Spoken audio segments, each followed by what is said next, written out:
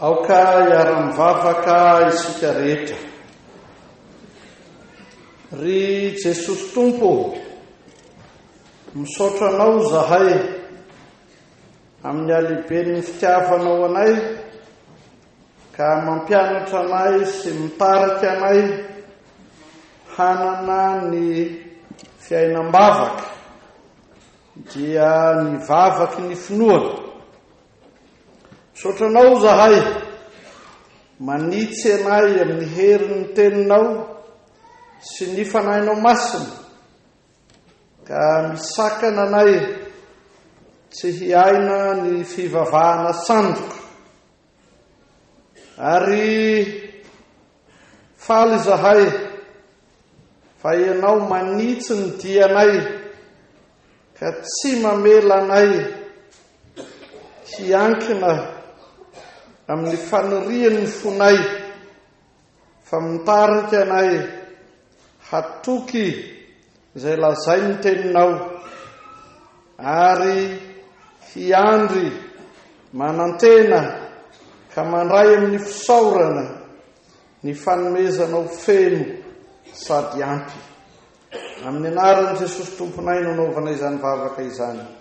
Amen.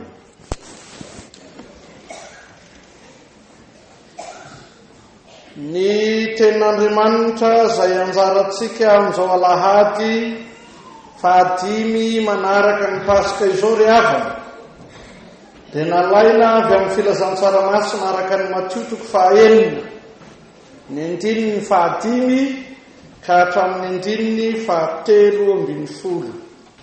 Filazantsaramasina araka ny Matio 9 ny 5 ka hatramin'ny 7:10. Matio 9 5 ka hatramin'ny 7:10. Toy izao ny vakin'izany teny izany amin'ny anaran'i Jesosy Tompo.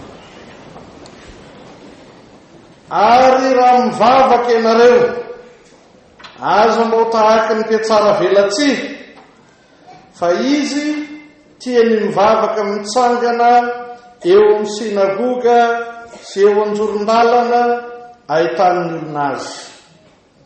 Lazaiko aminareo marina tokoa fa efa azony ny valim-pitiny.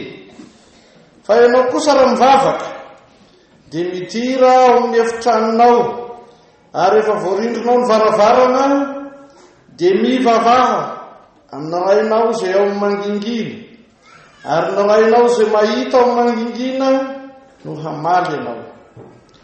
Ary raha mivavaka ianareo dia aza mba manao teny maro foana tahaka ny jentilisa, fa ataony ho ny hamaroan'ny teniny no ienona azy. Ko aza manahaka azy ianareo, fa fantatry ny rainareo izay tokony ho anareo, raha tsy mbola mangataka aminy azy ianareo. Ko amin'izany mivavaha toy izao ianareo, rainay izay any an-danitra, ho amasinina ny eny anaranao, ho tonga ny eny fanjakanao, hatao ny eny sitraponao ety an-tany tahaka ny any an-danitra. Omeo anay anio izay hanina sahaza ao anay, ary mamelany helokay tahaka ny namelanay izay meloka taminay. Aza mitondra anay ho amin'ny fankapanahy, fa manafahanay amin'ny ratsy, fa anao ny fanjakana sy ny hery, ary ny voninahitra mandrakizay. Amen. Reray masonao manamasinana amin'ny fahamarinana, ny teninao ny fahamarinana. Amen. Ry fiangonana malala ho aminareo rehetra ny fahasoavana sy ny fiadanana avy amin'Andriamanitra raintsika sy Jesosy Kristy Tompo. Amen. Fifaliana lehibe ry havana no ahazoanay manatanteraka izao famangiana ny FLM Ambatovinaky renivohitry ny synodam-paritany Antananarivo izao andro vitsy mialohan'ny Pentekosta amin'ny tapabolana anio zany, fa andro vitsy mialohan'ny fotoam-pakalazana manetiketiky sady famaranana ny jobily fa 500 taona ny fiangonana loteranina malagasy ary ny 500 taona ny réformation. Isoronen'Andriamanitra ny fandaminana rehetra sy ny fitantanany mahasoa azona manatanteraka izao famangena izao melohan'izany fotoan-dehibe rososina izany.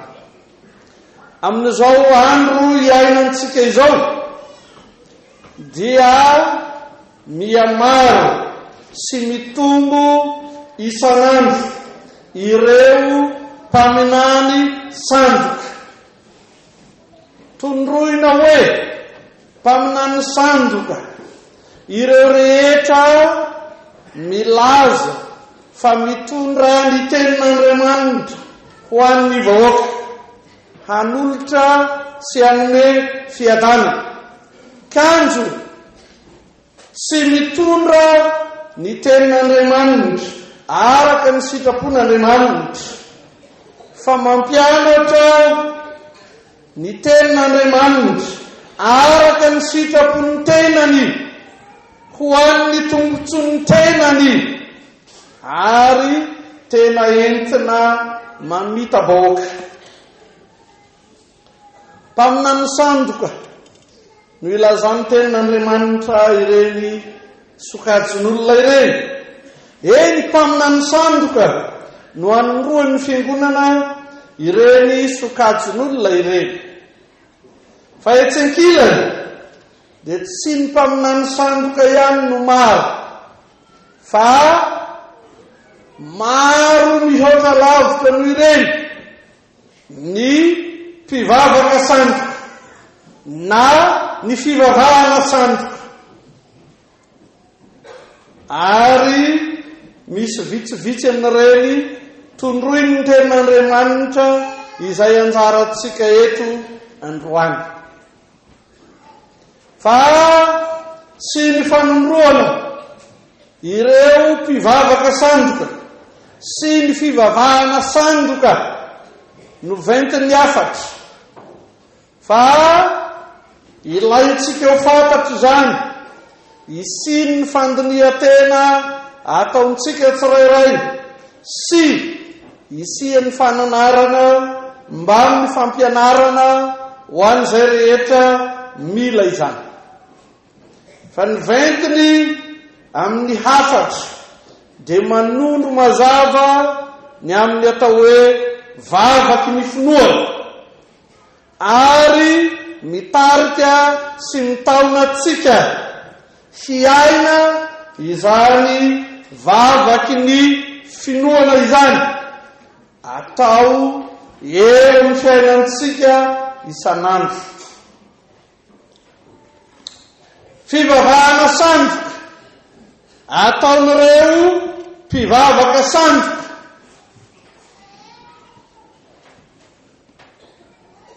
ny fietsika sy fiteny ataon'ny mpiatsara velatsy hoy ny tenin'Andriamanitra eto amin'ny 5.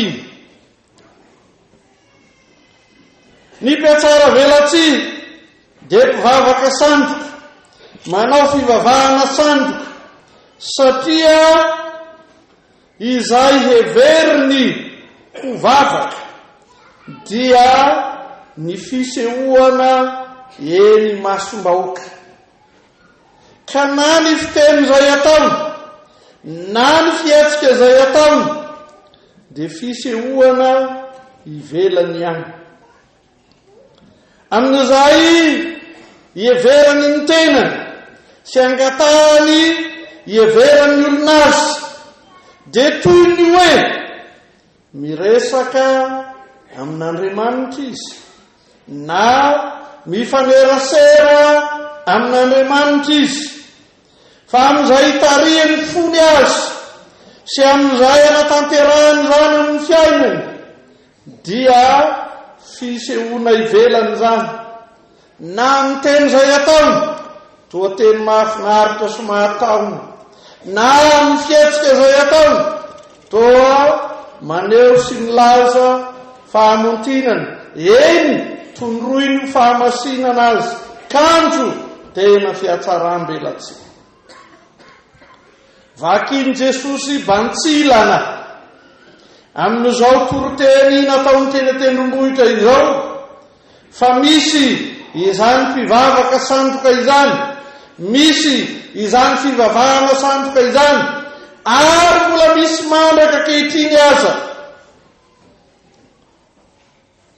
Ireo rehetra tia ny fisehosehoana ivelany amin'izay amaritany ny atao hoe fivavaha, ka ny teny tsara lahatra ny fiatsika mampomba mihaja no heveriny fa anehoany ny fivavahana marina na ny mpivavaka marina kanjo tondroiny Jesosy mazava fa fiatsaram-belatsy izany.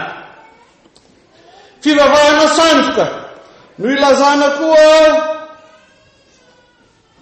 ny fivavahana jentilisa arak'izay lazainy andininy 7.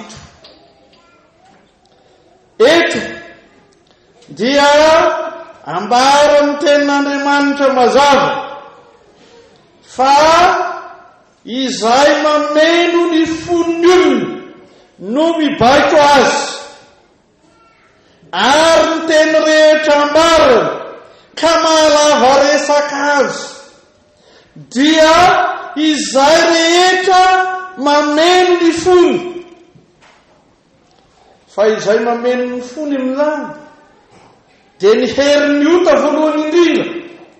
Izay mameno ny fony amin'izany dia ny vesatry ny fahantrana ihany koa, ary fibedibedena foana izany, fa tsy mba tondroina na isaina ho vavaka marina na vavaky ny finoana, atosiky ny fahotana, tarihy ny fahantrana mba hikarametsona ny olona.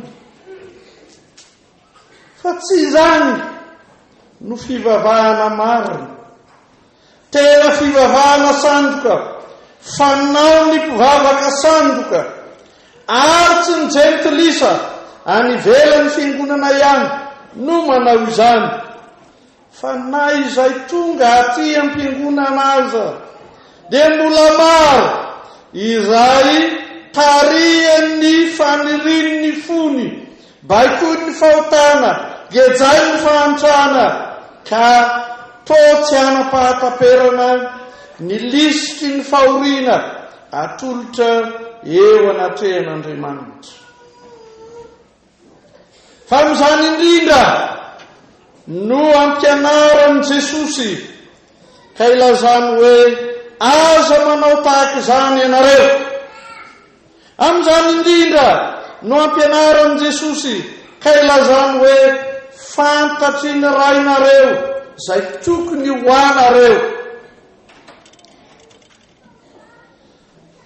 Fa na amin'ity perikopa voatendro torinana io ty ny matotoko fahaeniny zany, na ny epistily izay nivakina tamintsika teo, dia samy manondro ny asarobidiny vavaka marina, ny vavaky ny finoana, fa hoy ny Jakoba 5:5, ny fiasan'ny fivavaky ny marina dia mahery indrindra. Fa ny vavaka izay nataony Elia dia tsy vavaka natosiky ny fahotana na notarihy ny fahantrana, fa amin'ny fanatrehana indrindra ny fahamafisam-pon'ny olona, ny fanompon'Andriamanitra hafa, ary izay mampitodika sy mitaona indrindra ahalalana n'Andriamanitra ho Andriamanitra marina, dia ny Andriamanitra Abrahama sy Isaka ary Jakoba, ny ahalalana sy anakena indrindra an'Andriamanitra isanakary fanamasina, ny ahalalana sy anakena indrindra an Jesosy ho Andriamanitra tokoa sady olombelona tokoa. Fa hevery ny asarobidy ny tenin'Andriamanitra izay mitarika atsika fa raha mampianatra atsika ny filazantsara araka ny 2 Jaona ny 9:27 izay nivakitsika teo ka manao hoe lazaiko aminareo marina dia marina tokoa fa na inona angatahana areo amin'ny ray dia omeny anareo amin'ny anarako zany dia tsy milaza na manondro izay rehetra manery ny fotsika na tari ny fahantrana akory zany fa milaza mazava ny fivavaka ataon'ny mpivavaka tari ny fanan'Andriamanitra tari ny tenin'Andriamanitra ary tonga amin'ny fanekena ny fahefana sy ny herin'Andriamanitra ao amin'ny fiainany. Tsy ho adino itsika izay lazainy Jeremia amin'ny 7:20 ny 9:12 ka ho izy hoe ary antso ahy ianareo ka andesy hivavaka amiko dia hiaino anareo aho ary tady ahy ianareo dia ho hitanareo aho raha katsah ianareo amin'ny fonareo rehetra fa ny fivavahana marina ataon'ny mpivavaka marina fivavaky ny finoana dia izay isian'ny fanatonana an'Andriamanitra fanomezam-boninahitra an'Andriamanitra fialofana amin'Andriamanitra ary fandraisana amin'ny finoana ireo fanomezan'Andriamanitra sarobidy. Izany indrindra no nampianaran'i Jesosy amin'ity Matteo 5:9 ity ka hoy izy ko amin'izany mivavaha toy izao ianareo dia atolotra atsika feno ny vavaka nampianarin'ny Tompo dia omena atsika amin'ny fahafenony ny vavaky ny finoana ananatsika ny fivavahana marina fa tsy ny fivavahana sandoka. Izao no fivavaky ny finoana, izao no ataon'ny mpivavaka marina, mihainy tsara izay lazainy tenin'Andriamanitra, mamantatra tsara ny sitrapon'Andriamanitra ary ny resaka atao sy ny fifaneraserany amin'Andriamanitra dia baikoiny izany tenin'Andriamanitra izany, tariny izany tenin'Andriamanitra izany ka ny toepoly izay tonono ny vavany ary ny fiatsika ataony dia ambany fitantanan'ny tenin'Andriamanitra. Heveronge fa na ny vavaka izay atolotra antsika eto dia tsy hafa fa tenin'Andriamanitra. Ny loaka avy amin'ny molotry Jesosy milaza ny ao am-pony lalina,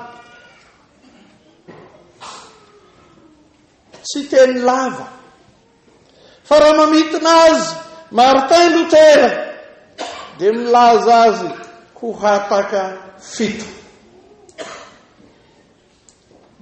Io no zavatra lehibe sady sarobidy amin'ny fivavahana izay ataontsika anehoana ny fivavaky ny finoana dia isika tsy mandeha araka ny fitarian'ny fontsika, isika tsy mandeha araka izay atosiky ny fahantrana fa isika mandeha araka ny fitarian'ny tenin'Andriamanitra ka mifanerasera amin'Andriamanitra amin'ny hery sy ny fahefan'ny tenin'Andriamanitra.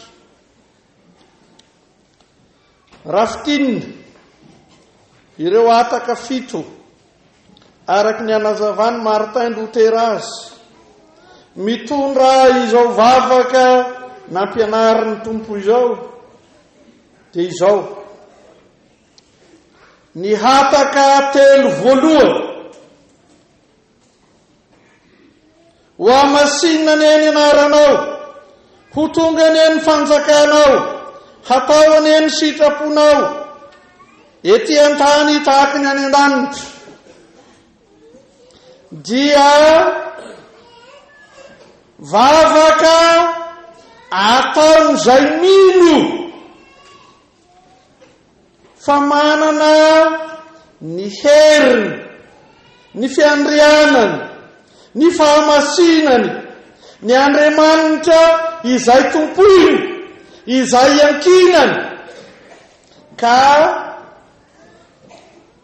na antsahana tanàna na matorona mifoa na aiza na rovina izay mameno ny fony no ny heriny tenin'Andriamanitra dia izy mitodika hanome voninahitra an'Andriamanitra amin'ny fisainany amin'ny fitepony fony amin'izay ambarany molony amin'izay ataon'ny tanany amin'izay andehanany tongony izany no fivavahana marina izany no fivavahana ankasitrahan'Andriamanitra izany no itariany tenin'Andriamanitra atsika ho mpivavaka marina tsy fiatsara velatsy tsy ho isany jentilisa tsy ho mpivavaka sandoka tsy hanao fivavahana sandoka dia manome voninahitra an'Andriamanitra amin'ny fisainana amin'ny toepo amin'ny fiteny amin'izay raisin'ny tanana amin'izay alehan'ny tongotra amin'ny fiainana manontolo dia misy fanomezam-boninahitra an'Andriamanitra io no sitrak'Andriamanitra ho fiainany zany ary amin'ireo hafatra sarobidy na entiny Jeremia na entiny apôstôly Jakoba na entiny evanjelista Matio amin'izay ilazany Jesosy azy dia ity no kendrena indrindra aoka ianao hivavaka amin'ny fanomezam-boninahitra an'Andriamanitra amin'ny fisainana amin'ny toepo amin'izay lazaina amin'izay atao fa izao koa no atao hoe vavaky ny finoana hoy ny hataka fahaefatra omeo anay anio zay hanina sahaza ho anay izany fehezanteny tsotra sady fohy izany dia mahalaza be lavitra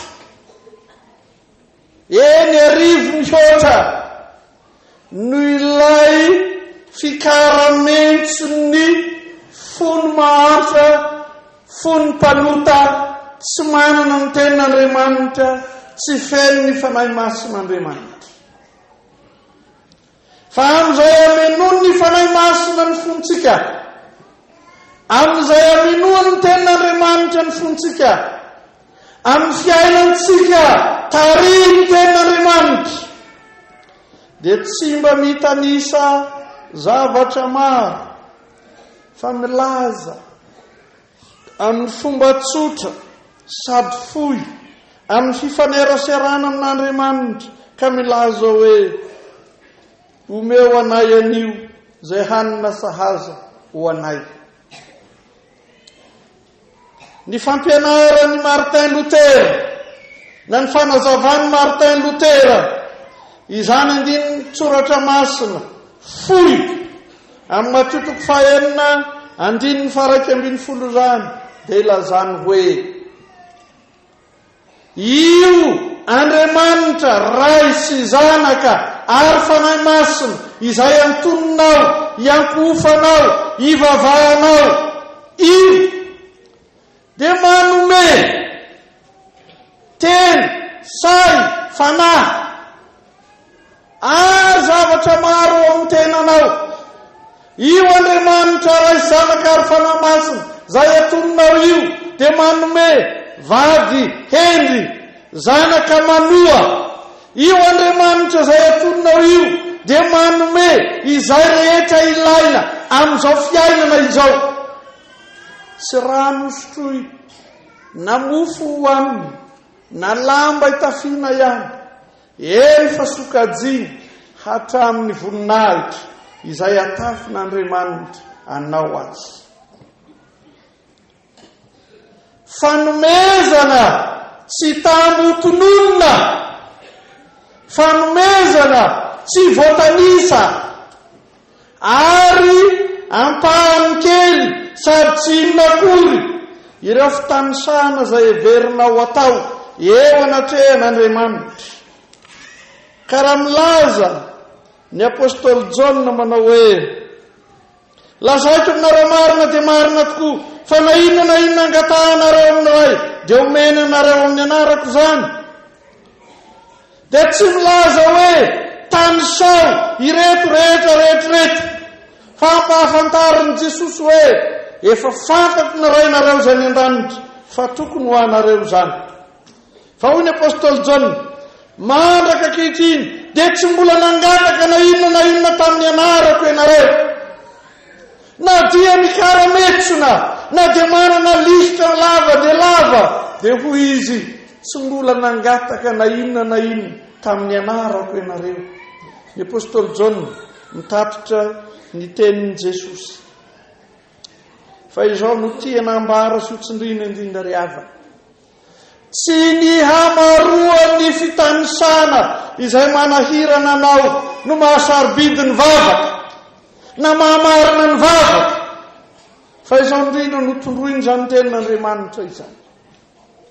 Matoky ve ny fonao no ny herin'ny tenin'Andriamanitra miasa ao aminao? Matoky ve ny fonao no ny fanamasina izay mitarika anao? Fa ireo rehetra ilainao ireo dia omen'Andriamanitra anao amin'ny fahafenona.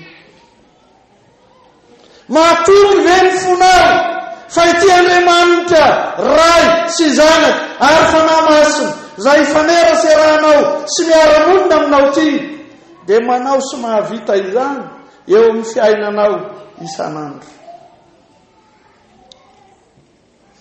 Na tamin'ny fitariana ny fivorian'ny brofy be ny fiangonana Loterana Malagasy tamin'ny zoma maraina, na ny fitariana ny komitin'ny fandrindrana izay natao omaly, dia samy nilazako mazava hoe lehibe lavitra mihoatra noho ny plaina sy ny drafitrasa ataontsika ny fanekena, ny hotary ny fanan'Andriamanitra sy hanao ny sitrapon'Andriamanitra eo amin'ny fiainantsika. Tsara lavitra noho ny plaina sy ny drafitrasa ataontsika izay nomanin'Andriamanitra sy atonony antsika. Ary zao indrindra lazainy tenin'Andriamanitra: ny fandraisana amin'ny finoana ireo fanomezan'Andriamanitra ireo, io no vavaka marina, io no fivavaky ny finoana. Ka hoy ny apôstôly Jakoba: ny fiasan'ny fivavaky ny marina dia mahery indrindra. Fa na dia mitsara-metsona maraina mandra-pahariva azy izay nivavaka ny fanandrina tamin'ny mpaminany bala, dia samy tsy nanan-kalahatra teo anatrehan'ny Andriamanitra. Fa ny fivavahana amin'ny finoana anehoana fahatokiana izay lazainy tenin'Andriamanitra, anehoana fahatokiana ny fitarihan'ny fanamasina, iainanao ny fivavahana marina ka andraisanao amin'ny fisaorana ireo fanomezana rehetra atolotr'Andriamanitra sy omen'Andriamanitra amin'ny fahafenony amin'ny itiavany anao. Ny fivavahana marina araka ny voalaza antsika teo dia fanomezam-boninahitra an'Andriamanitra. Ny fivavahana marina araka ny voalaza antsika teo dia fisaorana amin'ireo fanomezana atolotr'Andriamanitra amin'ny fotsika matoky ity ray be fitiavana ity, matoky ny ray sy ny zanaka ary ny fanahy masina izay miasa ho antsika isan'andro. Fa ny hataka 5 sy 6 ary 7 dia mbola vavaky ny finoana koa mamelany helokay tahaka namelana izy meloka taminay, aza mitondranay eo amin'ny fankapana famanafahanay amin'ny ratsy. Vavaka tsy mahabetanisa ireo zavatra samihafa, fa iariarian'ny hoe matoky anao ny herinao, ny fahefanao, ny fahamasinanao, ka amin'izany no ialofako, amin'izany no iareko. Fa na manahoana herin'ny fahavalo, na iza tahana meloka, na iza te hamingana hamitaka, azo antenaina ny herinao, ny fahefanao, ny fahamasinanao, ary amin'izany ihany no ialofako, amin'izany ihany no ianterako. Izany no fivavahana marina, mialoka amin'ny hery sy ny fahefan'Andriamanitra, mialoka amin'ny fahamasinan'Andriamanitra, ary amin'izany no itehirizan'Andriamanitra anao, na eo anatrehany ady samihafa anamelohana anao, na eo anatrehany fakapanahy samihafa, eo anatrehany ratsy izay te hamingana na hanrava anao. Ry kristianina malala, aza ho isan'ny mpivavaka sandoka. Ry kristianina malala, aza manaraka ny fivavahana sandoka. Ry kristianina malala, aoka hanana ny fivavahana marina, ny fivavahana amin'ny finoana, aoka hiseho eo amin'ny fiainantsika isan'andro ny vavaky ny finoana, manome voninahitra n'Andriamanitra amin'ny fotoana rehetra sy ny toerana rehetra. Aoka iseho amin'ny fiainantsika ny vavaky ny finoana, misaotra n'Andriamanitra amin'ny fanomezana rehetra isan'andro. Aoka iseho amin'ny fiainantsika ny vavaky ny finoana, mialoka amin'ny hery sy ny fahefan'Andriamanitra mba amin'ny fahamasinan'Andriamanitra, itehirizany atsika ao amin'ny ambara-pahatongany eny amin'ny rahony lanitra, ka isika akalaza n'Andriamanitra hoe voninahitra ny n'Andriamanitra isanaka ary fanahy masina izay hatramin'ny taloha indrindra ka ho mandrakizay. Amen. Mitsangana akaray sy ny fitahina. Ny fahasoavan'i Jesosy Kristy Tompo, ny fitiavan'Andriamanitra ray, ary ny firaisana amin'ny fanahy masina ho aminareo rehetra ny hatramin'izao ka ho mandrakizay. Amen.